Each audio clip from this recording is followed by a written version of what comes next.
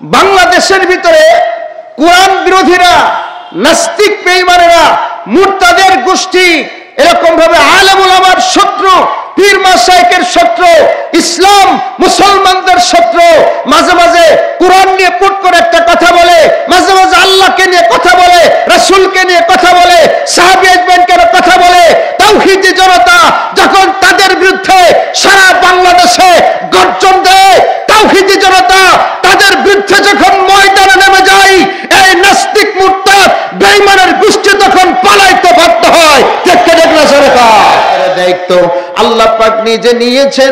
তার মানে আসমানি যত ধর্মগ্রন্থ আছে, আসমানি ধর্মগ্রন্থের উপরে ঈমান আনা, বিশ্বাস করা, এটা হলো মুসলমানদের জন্য ফরজ। কিন্তু কোরআনে কারীম যেমন ভাবে সংরক্ষণ হেফাজতের দায়িত্ব নিয়েছেন, অন্য কোন ধর্মগ্রন্থ হেফাজতের দায়িত্ব আল্লাহ পাক রব্বুল আলামিন নেয় নাই। যে কারণে খ্রিস্টানদের বাইবেল শত শত নতুন কপি জন্ম নিয়েছে। এছাড়া ইহুদিদের তাওরাত কিতাব বহুবার পরিবর্তন হয়েছে। পৃথিবীর ভিতরে ধর্মীয় যত গ্রন্থ আছে বহু পরিবর্তন হয়েছে। কিন্তু কোরআনে কারীম নাজিল হওয়ার পর এ পর্যন্ত কোরআনে কারীমের কেউ একটা নক্তা, একটা হরফ, জের, জবরের পরিবর্তন করতে পারে না। কি বলে, ঠিক না? আল্লাহ পাক বলেছে কোরআন আমি নাজিল করেছি, সংরক্ষণের দায়িত্ব আমি নিয়েছি। আবার বলেছে যালিকাল কিতাবু লা রাইবা ফিহি, এই মহাগ্রন্থ আল কোরআনের ভিতরে কোনো সন্দেহ আছে? কোরআনে কারীম যখন প্রথম দিকে নাজিল শুরু হয়েছে, কাফেররা এক সময় নবীর উপর দোষ চাপাইছে, নবী তুমি, মুহাম্মদ তুমি কোরআন বানিয়ে বলছো। আল্লাহ তাআলার সাথে সাথে নবীর কাছে আয়াত নাজিল করে চ্যালেঞ্জ দিয়ে দিলেন, কুল্লা ইনজতামাতিল জিন্নু ওয়াল ইনস আলা আইয়াতু বিমিসলি হাযাল কোরআন, যে তোমরা বলছো মুহাম্মদ সাল্লাল্লাহু আলাইহি ওয়াসাল্লাম কোরআন বানিয়ে বলছে, তাহলে একটা কাজ করো, তোমরা এই কোরআনে কারীমের মতো একটা কোরআন রচনা করে দেখায় দাও। তারা পারলো না। কথা বল, ঠিক না? এখন আত্মগোপন করে আছে। কিছুদিন পর আবার বলা বলে শুরু করছে, মুহাম্মদ কোরআন বানিয়ে বলছে। নাউজুবিল্লাহ বলেন। আবার আল্লাহ পাক রব্বুল আলামিন আয়াত নাজিল করছে, ফাআতু বিআশরি সুওয়ারিম মিসলিহি, এই কোরআনে কারীমে যে সূরা আছে, এই সূরার মতো ছোট্ট ছোট্ট 10টা সূরা রচনা করে দেখাও। কয়টা? সির্ফ 10টা সূরা রচনা করে দেখাও। কিন্তু মক্কার কুরাইশরা, কাফেররা, সাহিত্যিক, কবি সাহিত্যিকরা 10টা সূরাও রচনা করে দেখাইতে পারলো না। আবার চুপচাপ হয়ে গেছে, গর্তের ভিতরে চলে গেছে। দেখেন না, বাংলাদেশের ভিতরে কোরআন বিরোধীরা, নাস্তিক বেঈমানেরা, মুরতাদের গোষ্ঠী এরকম ভাবে আলেম ওলামার শত্রু, পীর মাশায়েখের শত্রু, ইসলাম মুসলমানদের শত্রু, মাঝে মাঝে কোরআন নিয়ে পুট করে একটা কথা বলে, মাঝে মাঝে আল্লাহকে নিয়ে কথা বলে, রাসূলকে নিয়ে কথা বলে, সাহাবী আজমাইনকে কথা বলে। তাওহীদি জনতা যখন তাদের বিরুদ্ধে সারা বাংলাদেশে গর্জন দেয়, তাওহীদি জনতা তাদের বিরুদ্ধে যখন ময়দানে নেমে যায়, এই নাস্তিক মুরতাদ বেঈমানের গোষ্ঠী তখন পালাইতে বাধ্য হয়। ঠিক কি ঠিক না সরকার? দেখেন না, এই মানিকগঞ্জের এক বাউল সরকার আমার আল্লাহকে গালি দিয়েছে। কথা বলে, ঠিক কি ঠিক না? আমার আল্লাহর সাথে বেয়াদবি করেছে। যেই বাউল আমার আল্লাহকে গালি দিয়েছে, যেই বাউল আমার আল্লাহর সাথে খারাপ শব্দ ব্যবহার করেছে, সেই বাউল ইসলামের শত্রু, দ্বীনের শত্রু। আর এই দ্বীনের শত্রু, ইসলামের শত্রু, বাউলের পক্ষে যারা অবস্থান নিবে, যে ব্যক্তি অবস্থান নিবে, যে দল অবস্থান নিবে, বাংলার তাওহীদি জনতা তাদের বিরুদ্ধে অবস্থান নিবে। কথা বলে, ঠিক না? তাসলিমা নাসরিনকে এই বাংলার জমিন থেকে বিতাড়িত করা হয়েছে। তাসলিমা নাসরিনের বাংলার জমিনে জায়গা হয় নাই। নাস্তিক মুরতাদের পক্ষে যারা অবলম্বন করে, তাদেরকেও চেনে রাখতে হবে। কোরআনের বিরোধিতা করে তোমরাও বাংলার জমিনে টিকতে পারবে না। কারণ এই বাংলার জমিন পীর মাশায়েখের জমিন, বাংলার জমিন তাবলীগ জামাতের ঘাঁটি, বাংলার জমিন চরমনাউজানের ঘাঁটি, বাংলার জমিন শাইখে চরমনার ঘাঁটি, বাংলার জমিন ঠিক না? ছেড়ে দিবে না, কাউকে ছাড় দেওয়া হবে না। ইসলামের খাতিরে, ইসলামের জন্য আমরা আমার বাপকেও ছাড় দিতে রাজি নয়, ঠিক না ভাইয়ার আমার, দোস্ত হাবাবেরা? যেটা বলতেছিলাম, কাফেররা পুট করে আবার বলে 10টা আয়াত তো নাজিল করতে তারা রচনা করতে পারে নাই। কাফেররা তখন চুপচাপ রয়েছে। কিছুদিন পর আবার বলা বলি করছে, মুহাম্মদ সাল্লাল্লাহু আলাইহি ওয়াসাল্লাম উনি কোরআন শরীফ বানিয়ে বানিয়ে বলছে। সাথে সাথে আল্লাহ তাআলা আরেকটা আয়াত নাজিল করছে, ফাতু বিসূরাতিন মিসলিহি। এ কাফেরেরা, তোমরা বলছো মুহাম্মদ সাল্লাল্লাহু আলাইহি ওয়াসাল্লাম কোরআন শরীফ বানিয়ে বানিয়ে বলছে, তাহলে এই কোরআনে যে ছোট্ট ছোট্ট সূরা আছে, এমন একটা ছোট্ট সূরা তোমরা বানায় দেখাও। যাও, কোরআন শরীফ পারলে না, 10টা সূরা পারলে না, তাহলে একটা সূরা রচনা করে দেখাও। এবার কাফেররা কয় এবার একটা চান্স নিতে হবে। আরবের সাহিত্যিকরা বলে এবার একটা চান্স নিতে হবে, দেখি একটা সূরা রচনা করে দেখানো যায় কিনা। এবার অনেকেই সূরা বানাইতেছে। একজন অনেক কষ্ট মষ্ট করে একটা বানাইছে, আল ফিলু মালফিল ওয়ামা আদরাকা মালফিল খুরতুমুহু তাবিল ওয়া দামুন কাসির। নাউজুবিল্লাহ, এটা বানাইছে নাকি? বানানোর পরে সাহিত্যিকদের সামনে পেশ করছে, দেখো আমি একটা বানাইছি। তুমি বানাইছো তো কোরআনের সাথে মিল রেখে বানাইছো, ঠিক না? আল কারিয়াতু মাল কারিয়া, এভাবে বানাইছে, আল ফিলু মালফিল। আচ্ছা যা হোক, বানাইছো, কিন্তু তোমার এই কোরআন, তুমি যে একটা সূরা বানাইছো, তোমার এই সূরা আর গরুর রচনা সমান। কথা কয় না, কথা কয় না, কথা কয় না। কারণ সে বলতেছে আলফিল হাতি, মালফিল হাতি কি জিনিস, ওমা আদরাকা মালফিল, আপনি কি জানেন হাতি কি জিনিস? খুরতুহুমু তাবিল, এই হাতির সুরটা লম্বা, দমন কাসির, লেজটা হইল ছোট। এটা কিছু হইছে? আরে কথা কন, ঠিক না? আরো কিছু বানাইছে, কিন্তু সেগুলো বলার মতো না। কাফেররা নিজেদের মতো হাতির রচনা একটা বানাইছে। এরপরেও যখন তারা পারে নাই, চূড়ান্ত পর্যায়ে আল্লাহ পাক ঘোষণা করেছে, ফাতু বিহাদিসিম মিসলিহি। কোরআনে কারীমের সূরা লাগবে না, 10টা সূরা লাগবে না, একটা সূরা লাগবে না, এই কোরআনে কারীমের আয়াতের মতো একটা আয়াত রচনা করে দেখায় দাও। ইন্না আতাইনাকাল কাউসার ফাসাল্লি লিরাব্বিকা ওয়ানহার। এর পরবর্তী আয়াতটা তোমরা লিখে দেখায় দাও। কাফেররা পারে নাই। রাতের আধারে ইন্না আতাইনাকাল কাউসার ফাসাল্লি লিরাব্বিকা ওয়ানহার, এরপরে কাফেররা এক কলম লিখে এসছে, একটা বাক্য লিখে এসছে, লাইসা হাদা মিন কালামিল বাশার। এই বাক্য পৃথিবীর কোন ব্যক্তিদের না। জোরে কোন সুবহানাল্লাহ। আল কোরআনের ভিতরে কোনো সন্দেহ আছে? আর জোরে কোন সন্দেহ আছে? সুতরাং কোরআনে কারীমের যত বিধিবিধান আছে, তার ভেতরে কোনো সন্দেহ অবকাশ নাই। এখন প্রশ্ন হলো, আল্লাহ তাআলা কোরআন হেফাজত করবেন কিভাবে? বলে আল্লাহ তাআলা কোরআন হেফাজতের কোনো মাধ্যম প্রয়োজন নেই, আল্লাহ পাক নিজেই কোরআনকে সংরক্ষণ করবেন। জোরে কোন সুবহানাল্লাহ। আরেকটি হলো, আল্লাহ তাআলা কোরআনকে সংরক্ষণ করবেন মাদ্রাসার মাধ্যমে। জোরে বলেন, ঠিক না? কোরআনকে আল্লাহ পাক কিয়ামত পর্যন্ত সংরক্ষণ করছেন কিসের মাধ্যমে? এ সমস্ত মাদ্রাসার মাধ্যমে। কিভাবে? বলে এই কোরআনের মাদ্রাসা আবার দুই প্রকার।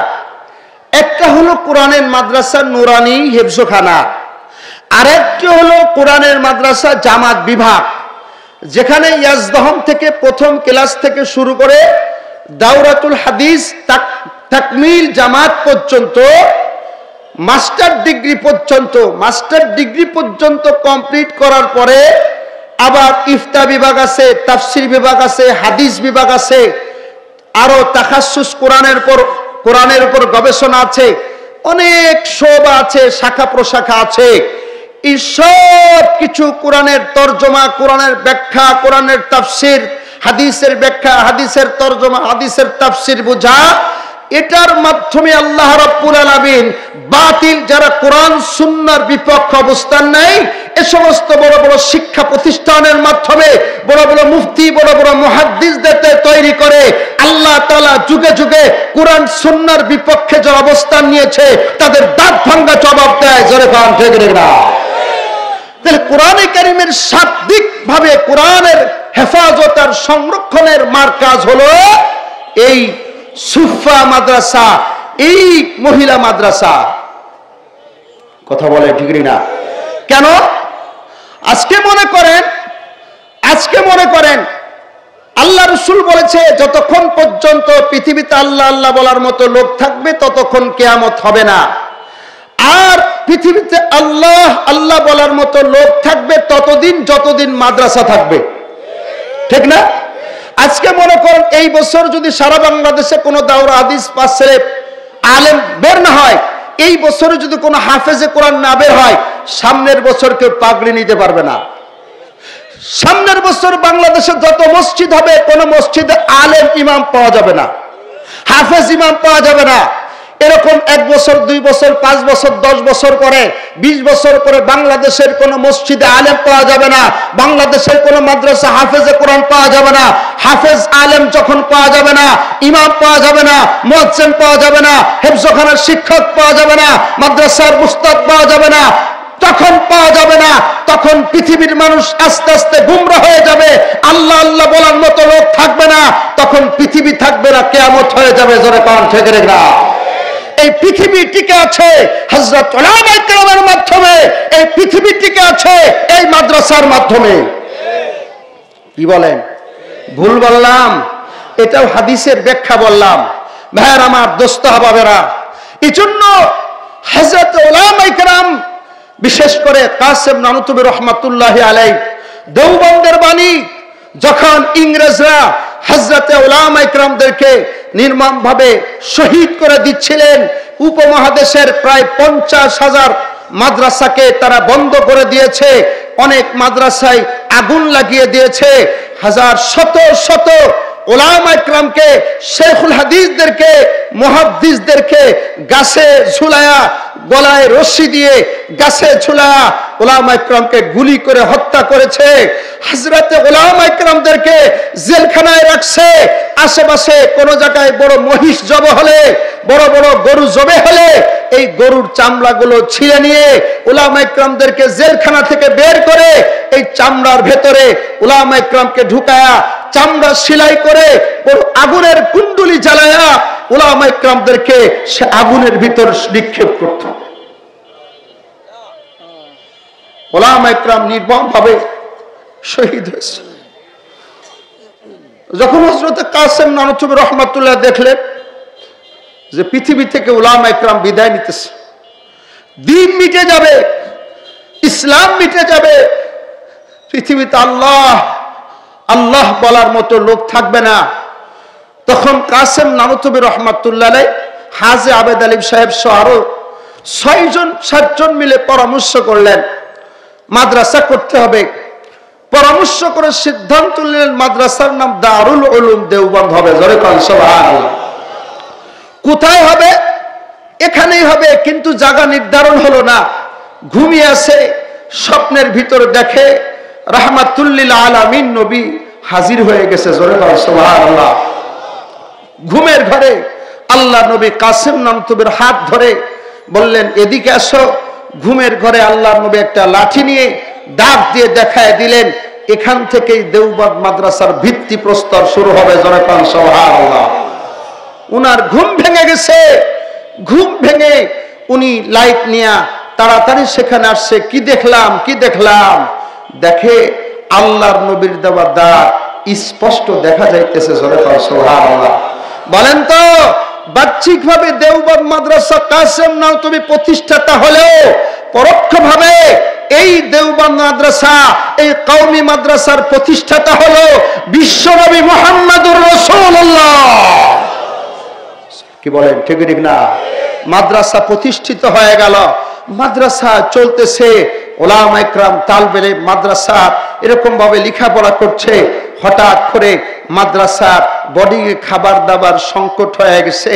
কাসেম নানুতুবি ডাকতে বললেন, বাবারা মাদ্রাসায় তো এখন অভাব, ছুটি দিয়ে দিই, আবার যখন আল্লাহ পাক অর্থ সম্পদের ব্যবস্থা করে দিবেন আবার তোমাদেরকে ডাকা হবে। আল্লাহু আকবার। কাসেম নানুতুবি রহমাতুল্লাহ আলাইহির এই কথা শুনে ছাত্ররা বলে, হুজুর জীবন চলে যেতে পারে, তারপর আমরা দেওবন্দ মাদ্রাসা থেকে যাব না। কাসেম নানুতুবি একদিন গেল, দুদিন গেল, 3 দিন গেল, ছাত্রদের খাবার নাই। অনেক ছাত্র না খেয়ে ক্ষুধার যন্ত্রণায় ছটফট করে বিছানায় শুয়ে পড়েছে। কাসেম নানুতুবি রহমাতুল্লাহ আলাইহি 3 দিন পরে উনি মুখের ভিতর রুমাল পেঁচায়া উনি কুলিগিরি করার জন্য এক জায়গায় চলে গেলেন। অনেক মাল সামান আসছে, চিন্তা করছে সারাদিন কুলিগিরি করে যা কিছু মাল সামান হবে এগুলো আমি টেনে কিছু টাকার ব্যবস্থা হবে, তালবে ইলমের কিছু খাবার খাদ্যের ব্যবস্থা হবে। উনি যে গিয়েছেন, যে বলে, ও ব্যবসায়ী ভাই আমাকে কিছু মাল সামান নেওয়ার জন্য দেন, সারা রাত আমি কুলিগিরি করব। অন্য কুলিরা বলে, এ কুলি তোমার আমরা চিনি না, আমরা এখানের পুরাতন কুলি, আমরাই মাল টানবো। ব্যবসায়ীরা বলল, না তোমাকে চিনি না, জানি না, তোমার কাছে মাল দেওয়া যাবে না, তুমি মাল সম্পদ চুরি করতে পারো। জোরে কোন নাউজুবিল্লাহ। হযরত কাসেম নানুতুবি এবার চোরের কথা শুনে কাঁদতে কাঁদতে জমিনের ভিতর সাজদায় পড়ে গেলেন। আল্লাহকে ডেকে ডেকে বলল, আমার ছাত্রদের 3 দিন ধরে কোনো খাবার নাই, আজকে যদি একটা ছাত্র না খেয়ে ময়দানে মারা যায়, শুধু দেওবন্দ মাদ্রাসার কূপের পানি পান করে কয়দিন থাকা যায়? আয় আল্লাহ, একটা ছাত্র যদি মারা যায় না খেয়ে, কিয়ামতের ময়দানে আমি কাসেম নানুতুবি আল্লাহর কাছে কিভাবে জবাব দিব? উনি কাঁদতেছে, হঠাৎ করে পিছন থেকে একজন ডাক দে বলে, কেউ কুলি আসেননি? কাসেম নানুতুবি চোখের পানি মুছতে মুছতে বলে, ভাই আপনার কি নিতে হবে? আমি এখানের কুলে। বলে, বের ভারী ট্রাং নিতে হবে, পারবো নাকি? বলে, পারবো। এবার ট্রাংটা বিসমিল্লাহ বলে মাথায় নিয়েছে। ট্রাং মাথায় নিয়ে কাসেম নানুতুবি রহমাতুল্লাহ আলাইহি সামনাসামনি যায়, ওই লোকটা পিছনে পিছনে যায়। এরে ভাই, ওই মুসাফির চিন্তা করে, এই লোকটা এত বড় জীর্ণ শীর্ণ, শরীরের ভিতরে কোনো গোস্ত নাই, চলাফেরার শক্তি নাই, এত ভারী ট্রাক কিভাবে বহন করে? আস্তে করে যখন মাথার দিকে তাকিয়েছে, দেখে এরকম ভাবে মাথার উপরে ট্রাং নাই, আধা হাত উপরে, 1 হাত উপরে, বাতাসের উপরে ট্রাংটা ভাসতে ভাসতে যাইতেছে। জোরে কান সুবহানাল্লাহ। এবার আল্লাহর বান্দা ডাকতে বলে, এরে ভাই তুমি তো কোনো মানুষ নও, তুমি তো জিন হইবা, অন্য কোনো মাখলুক হইবা। বলে, না আমি আসলে মানুষ। বলে, বিশ্বাস করে না, বিশ্বাস করে না, আমি আসলেই মানুষ। সাথে সাথে চেহারার কাপড়টা খুলছে, দেখেন আমি মানুষ। বলে, না জিনরা তো মানুষের আকার আকৃতি ধারণ করতে পারে। কি আপনার পরিচয়? কোথায় আপনার বাড়ি? কোথায় আপনার ঠিকানা? কাসেম নানুতুবি বলে, ভাই রে, আমি দারুল উলুম দেওবন্দ মাদ্রাসার খাদেম, আমার নাম মাওলানা আবুল কাসেম। এই কথাটা শোনার সাথে সাথে ওই পথিক মুসাফির ডাক দে বলে, ও মাওলানা আবুল কাসিম, আজকে 3টা রাত পর্যন্ত আপনার কারণে আমি ঘুমাইতে পারি না। আজকে 3টা রাত যখনই ঘুমাই আমার কাছে কাসেম নানুতুবির খবর চলে আসে, আপনি এর কেমন কি জন্য এটা এমন হয়েছে? কাসেম নানুতুবি বলে, ভাই রে, আপনার কি এমন ক্ষতি করেছে আপনি ঘুমাইতে পারেন না? আল্লাহু আকবার বলে, ভাই রে, আজ থেকে 3 দিন আগে আমি রাতের বেলা ঘুমিয়েছি, মদিনার নবী কামলেওয়ালা আমার বাড়ি হাজির হয়ে গেছে। জোরে কান সুবহানাল্লাহ। রাহমাতুল লিল আলামিন নবী আমার বাড়ি হাজির হয়ে বলে, ধনী রে, আল্লাহ তোকে অর্থ সম্পদ দিয়েছে, আল্লাহ তোকে অনেক টাকা পয়সার মালিক বানিয়েছে। আমার মাওলানা আবুল কাসিম, দেওবন্দ মাদ্রাসায় ছাত্রদের কোনো খাবার খাদ্যের ব্যবস্থা নাই, ছাত্র ছাত্রী বড় কষ্ট করে, যাও তাদের খেদমতে টাকা পয়সা নিয়ে যাও। যখনই ঘুমায় দেওবন্দ মাদ্রাসার কথা মনে পড়ে, দেওবন্দ মাদ্রাসা চিনি না, কাসেম নামও তবে চিনি না, এই ট্যাং ভর্তি টাকা আরো যত টাকা লাগে আমি দিয়ে দিব। জোরে কোন সুবহানাল্লাহ। ভাইরা আমার, শুধু তাই নয়, হযরত কাসেম নাওতবী রাহমাতুল্লাহ আলাইহি ভর্তির সময় যখন হতো রেল স্টেশনে গিয়ে দাঁড়ায় থাকতো। রাতের বেলা রেল যখন স্টেশনে থামতো, ছাত্রগুলো দেওবন্দ মাদ্রাসায় ইলমে দ্বীন শিক্ষা করার জন্য দূর দূরান্ত থেকে আসতেন। উনি সাধারণ বেশে দাঁড়ায় থাকতেন। ছাত্র নামার পরে কুলি তালাশ করত। তখন তো ভ্যান রিক্সা ছিল না, তখন তো গাড়ি ঘোড়া ছিল না, অন্য লোকজন গভীর রাত্রে থাকতো না। উনি দাঁড়িয়ে আছে, ছাত্র বড় বড় ট্রাঙ্ক ব্যাডিং নিয়ে আসছে। ডাকতে বলে, এখানে কি কোনো কুলি আছে? কাসেম নাওতবী রাহমাতুল্লাহ আলাইহি বলতেন, ও বাবা তোমরা কোথায় যাইবা? দারুল উলুম দেওবন্দ মাদ্রাসায় যাব। এখানে কোন কুলি আছেন? কাসেম নাওতবী বলতেন, বাবা আমিও তো কুলি, আমার মাথায় তোমাদের ট্রাঙ্ক ব্যাডিং দিয়ে দাও। ছাত্র ট্রাঙ্ক ব্যাডিং যখন কাসেম নাওতবী রাহমাতুল্লাহ আলাইহির মাথায় দিতেন, কাসেম নাওতবী রাহমাতুল্লাহ আলাইহি দেওবন্দের গেটে নামায়া চলে আসতেন। টাকা নিবেন না কুলি? না, আমি টাকা নিব না, অন্যদেরকে একটু টানতে হবে।